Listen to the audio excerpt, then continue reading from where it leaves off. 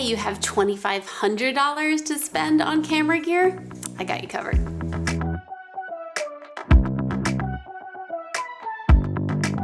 This video is sponsored by Squarespace. I'm Vanessa Joy. I'm a wedding and portrait photographer for the past 20 years, and I know what it's like to build up your gear from scratch and have a budget. So what I want to give you now is your professional gear list under $2,500. Actually, I lied. I think it's $35. Over $2,500 is what this came to. But let me talk to you about what I think you should get and why. First of all, you want to start with a solid body, and the new Canon R10 that just came out is definitely a solid choice. Now, this is a cropped sensor, so that's something to consider, that the lenses that you put on it are going to be a little bit tighter, but you know what? It does a really good job, and it allows you to invest more in your lenses. And that's just something you want to do overall. If you're getting into photography, your lenses, you will very soon learn, are going to last you a lot longer than your bodies will. So if you have a $2,500 budget, I would advise you to spend less than half of that on the body itself. That's why I chose the R10. Easy for me because I've been using Squarespace for over a decade, and you can see it at vanessajoy.com. I decided to use Squarespace so long ago because it was, and still is, one of the easiest ways to make a website out there, hands down. Squarespace is a platform where you can create beautiful custom websites in just a few minutes. Choose from a plethora of templates where you can easily plug and play your own work. It's an all-in-one platform for building your brand and growing your business online. We all know that an online presence is crucial for your brand, so build one that stands out. Head over to this link for my exclusive 10% discount on your first domain at Squarespace. Now back to the video. Now let's move on to lenses. The first lens I'm going to recommend, and if you know anything about me or this channel, you will see that 50mm is just my favorite lens in the entire world. Now, yes, this 50mm is going to seem a little bit more cropped. It's going to zoom in a bit, 50 times. Let's just do the math for you right here. 50 times 1.6. So it's going to act like an 80mm lens. Now, depending on what you're planning on shooting, that might be perfect for you. If you're shooting portraits, 80mm, that's your jam. That's where you're gonna go.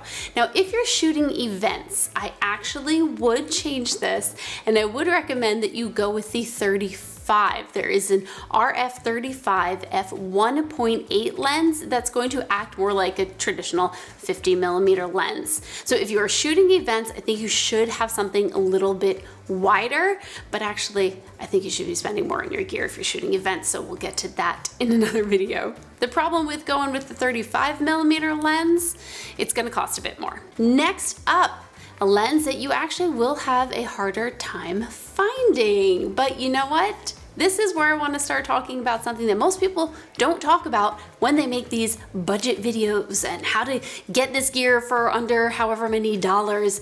Nobody talks about this. You are trying to buy quality gear. Do you know what's great about quality gear? It continues its quality level over time, meaning you can buy used pieces of gear. When I was growing up in photography and building my gear set, I bought used gear constantly.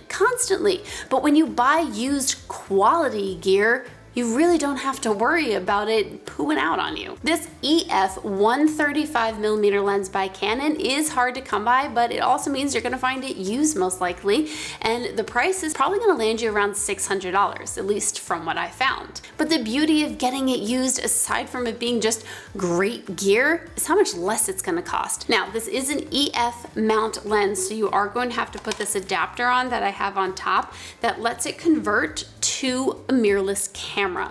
This is only $99 though, don't worry, $100, not gonna break the bank on that. And then honestly, it opens up a whole world of used lenses you could buy on top of this, because you certainly can find quite a few EF used lenses that will do a beautiful job with this little converter going right to the R10, and will serve you for so many years. I hope you're liking this video, but it's just the tip of the iceberg of what I have for you. Down in the description below, I have a ton of education links for you, but I also have a free download. Grab my posing inspiration guide that's gonna help you pose individuals, couples, and groups.